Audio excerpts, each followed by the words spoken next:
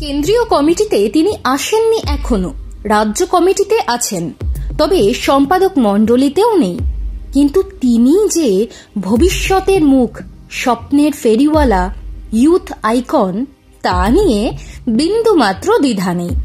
প্রকাশ্য সমাবেশে যখন ভাষণ দেন, বিপুল সাড়া মেলে। যুক্তির সঙ্গে শ্লেষ কিংবা ব্যঙ্গ মিশিয়ে অভূতপূর্ব বক্তব্য তুলে ধরেন। তাঁর প্রকাশ্য সমাবেশে হাসির রোল যেমন ওঠে ঘন ঘন, তেমনি ভাবায় গভীরভাবে। সমাজ, শিক্ষা, সংস্কৃতির অবক্ষয়কে হাতিয়ার করেছেন বারবার, আর তাতেই তিনি সুপার ডুপার হিট। দীর্ঘ চেহারার এই তিনি এবারের বিধানসভা ভোটে বামেদের স্বপ্নের মুখও বটে। কেন? কারণ যে কজনকে শূন্যতা কাটানোর কারিগর ধরছে সিপিআইএম, সেই তালিকায় একে কিংবা দুয়ে আছেন। সোজা কথায় বললে মীনাক্ষী মুখার্জির মতো তিনিও পারেন জনগণকে টানতে, জনতার ভরসা জিততে, সাধারণ মানুষকে ফের বামমুখী করে তুলতে। এই শতরূপ ঘোষ আগামী বছরের নির্বাচনী হিসেব নিকেশে তৃণমূল বিজেপির সঙ্গে টক্কর দিতে এই শতরূপী অস্ত্র বামেদের। ইদানিং রাজ্য রাজনীতিতে তেমন ভালো বক্তার খোঁজ পাওয়া যায় না, যার বক্তব্যের টানে দূর দূরান্ত থেকে ছুটে আসে মানুষ। নতুন প্রজন্মে সেই সংখ্যাটা হাতে গোনা। সিপিআইএমে কিন্তু বক্তার ভাঁড়ারে টান পড়েনি, বরং প্রাচুর্য রয়েছে। তরুণ প্রজন্মে একের পর এক মনজ্ঞ বক্তার ভিড়, তাঁদের মধ্যে উজ্জ্বল নাম শতরূপ। যে কারণে রাজ্য জুড়ে শতরূপের ফ্যান ফলোয়ার্সের সংখ্যা বিপুল। এই গণ আকর্ষণকেই এবারের ভোটে কাজে লাগাতে চাইছে আলিমুদ্দিন।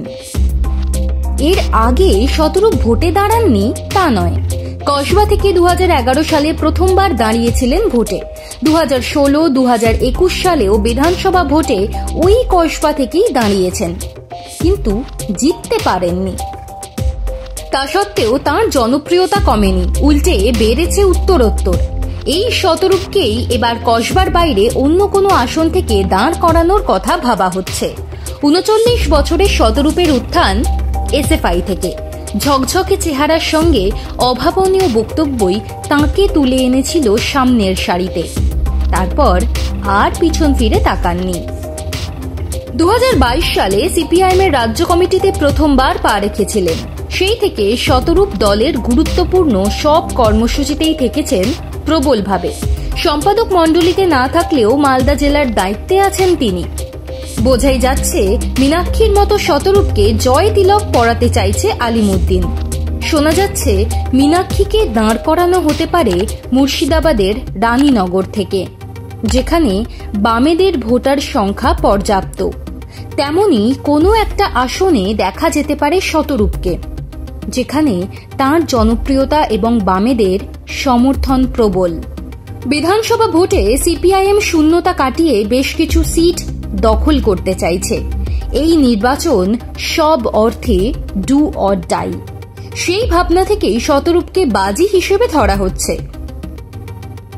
আলিমুদ্দিনও খুব ভালো করে জানে শতরূপের মতো তরুণ প্রজন্মকেই সামনের দিকে এগিয়ে দিতে হবে।